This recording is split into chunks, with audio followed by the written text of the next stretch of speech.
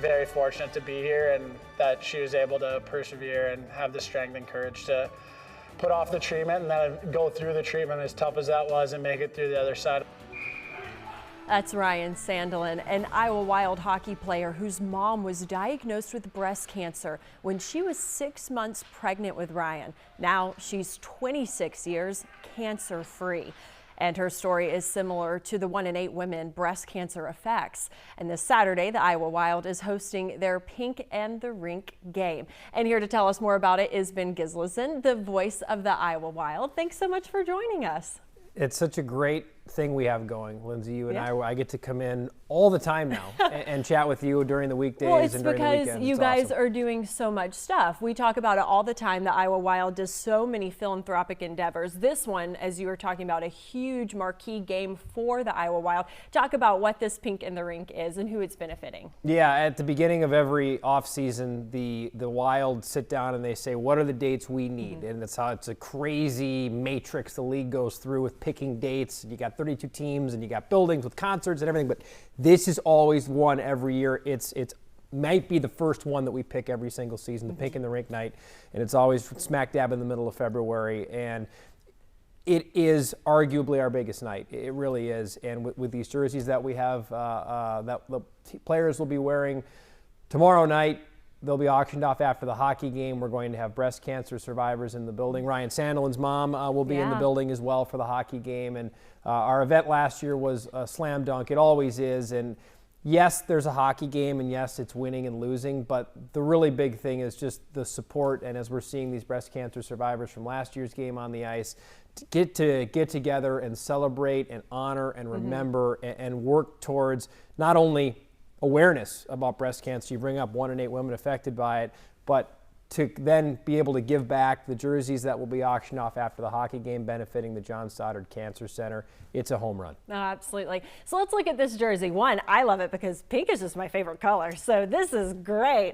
But I think this is the best jersey you guys have. But you were talking about these patches right here that I fight for. So these will be auctioned right off the sweaty hockey players' backs, as we were talking about. But kind of walk me through it. Yes, of course, it has the signature pink, but talk about this patch here. That's really cool. It is, and it's unique. And I've been around these games for a number of years. I've seen a lot of different jerseys as we're seeing the I Fight For patch.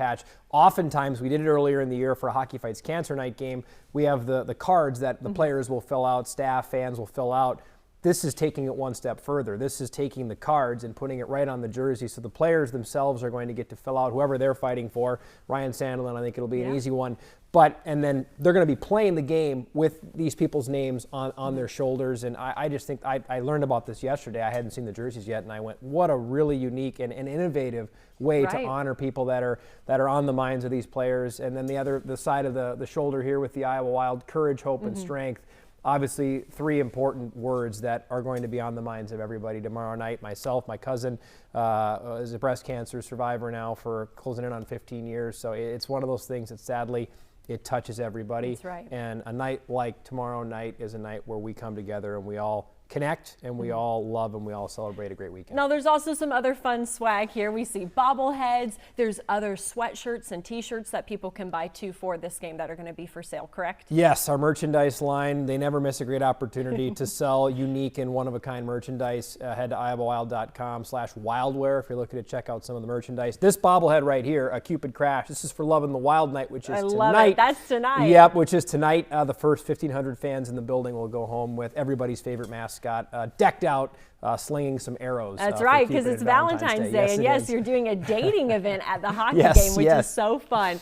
So let's also talk about, because we did see with Ryan Sandelin, you know, this personal connection. You guys do so many philanthropic endeavors with your games and benefit amazing causes. Can you talk about what it means when you're watching your players being directly affected by this, their family members, then to do something this amazing? I think it just takes it that one step further. These players are out there on the ice and they have people in their minds, as you mentioned. Yeah, and I think that's one thing. I'm so blessed to get to be around these players as much as I am.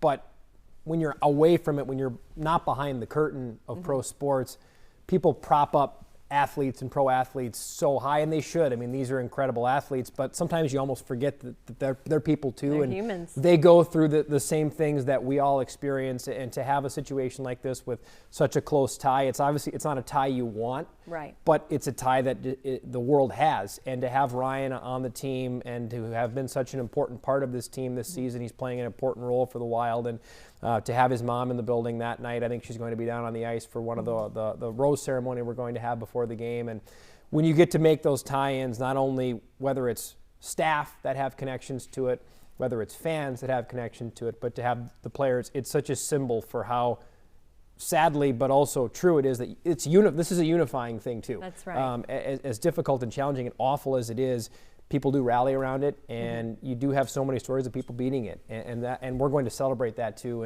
And with Ryan involved, and with his family involved, and with everybody else that's going to be involved, we can't wait for this night. We circle it every night, or every year, every night. Absolutely. Well, ticket information there is right there on your screen. We have a lower third where you can get those tickets. That's tomorrow night at 6 o'clock. Ben, thanks so much for joining us. Always a pleasure, Lindsay. Thanks for having me. We'll be right back after the break.